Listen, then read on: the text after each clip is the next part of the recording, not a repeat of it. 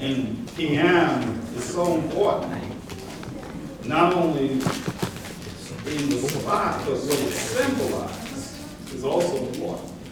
There's a whole surah in the Quran called Surah Al-Qiyam.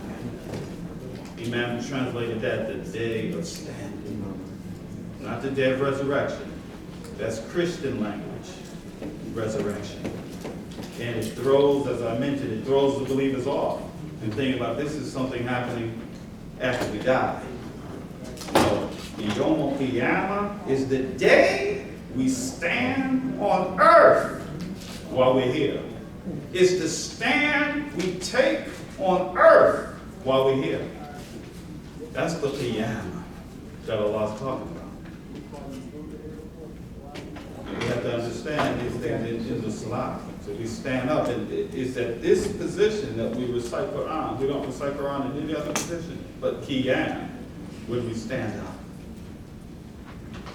And in Jalsa, when we sit, the Prophet would have one hand on his left leg, and he would have a fist with his index finger pointing out like this. And they saw the finger of the Prophet, the finger would be shaking like this, you know. And the brother asked me, what's that about?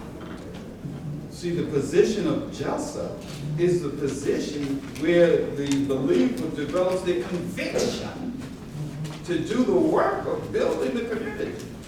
You're pledging yourself. You're dedicating your life to the building of the Ummah.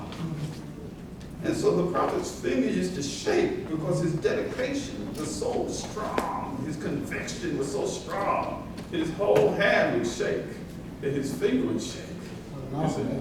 So I told the brother, I said, don't let me ever see you shaking your finger.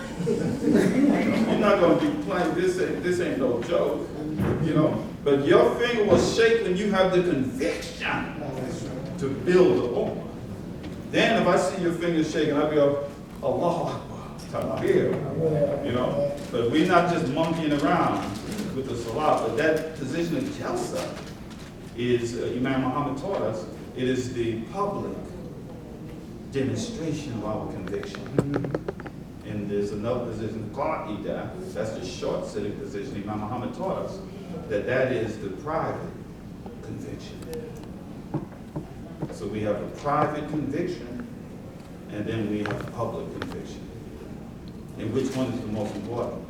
The private. The private conviction is the most important. Okay? And because that shapes and informs us in the public. You see? So the Salat is the positions. One day we might do a class on what these positions mean. I'll be happy to share that with the believers, what these positions mean. You know, because even the Arabs don't know what these positions mean. And the reason why they don't know is because it was not time for them to know. Certain things is only for the people after Imam W. Muhammad came into the world to know and understand. You know, so we don't fault them for not knowing. You know, it wasn't time for them. Yes. Imam, I asked this in the spirit of Abraham, asking a lot about the four birds.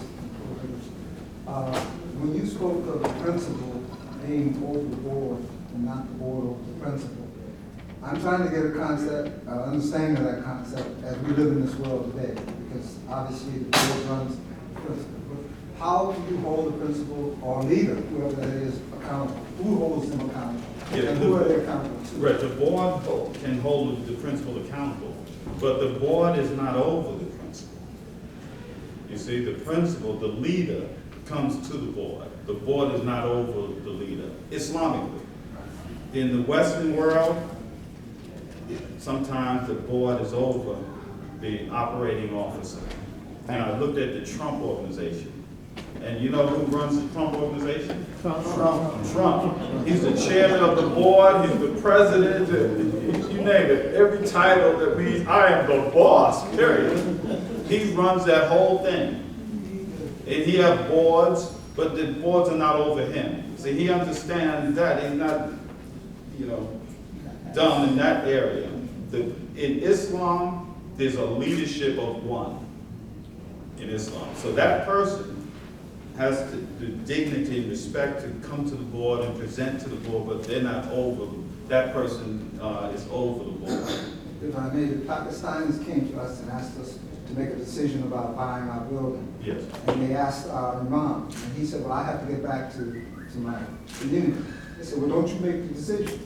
He said, no, we fell in the shore, and then I give you our best opinion. Yeah. They couldn't understand that. They Right, felt that- yeah, well, and that's Islam. Allah says the beliefs of those who conduct their affairs by mutual consultation. So the leader, see, there's no power thing with leadership. You know, there's no one, when we say in charge, leadership is the management of resources. That's what leadership is. There's no one in charge over nobody in Islam. Allah makes it, there's a surah, ayat where Allah says, they ask you about the mountains, and Allah said the mountains will be clean, mown, and there'll be no crookedness. And it's so beautiful, poetically. And that means that all hierarchy of authority, Allah is going to do away with that. That's what this ayat means. Allah is going to do away with all hierarchy, and Allah is going to empower the common person. You're going to be empowered. And so when we want to do something, we're going to have to sit down and discuss it. And if you agree, it gets done. If you don't agree, it doesn't get done. Yes? Yeah, before I stepped out, I heard you mentioning, I observed Imam Muhammad's finger. And as a child, I used to see his finger moving, and you know, he was a boxer, heavy bag pointer. So even if he's in salat or not, his finger would shake. So I never thought that there was any reason. So one day, as an adult, I was praying next to him, and I saw him do something that I hadn't noticed as a child. He used to do the one finger, then he would do the one finger, and then he would bring the next finger up, just for shahadatain, and then I saw him shaking the two fingers. And I heard him explain it one day, or I may have asked him, but it was in close quarters. He said that the spirit of Muhammad is so in accordance with the spirit of Allah, is as if you take two arrows and fire them from the same bow. They travel on the same path to the goal, reaching the goal at the same time, but as they hover in the air, they appear to be sort of riding the wave of the air. And so that was his explanation for that movement at that juncture, at that time. Sorry, I thought it was Allahu Akbar.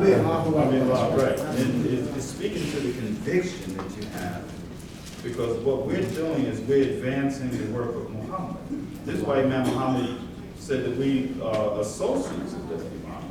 He didn't say we're followers of W. Muhammad, and there's a reason why he said that. He said that because we're followers of Muhammad in association with Imam W. Muhammad. How do you like that? Yes.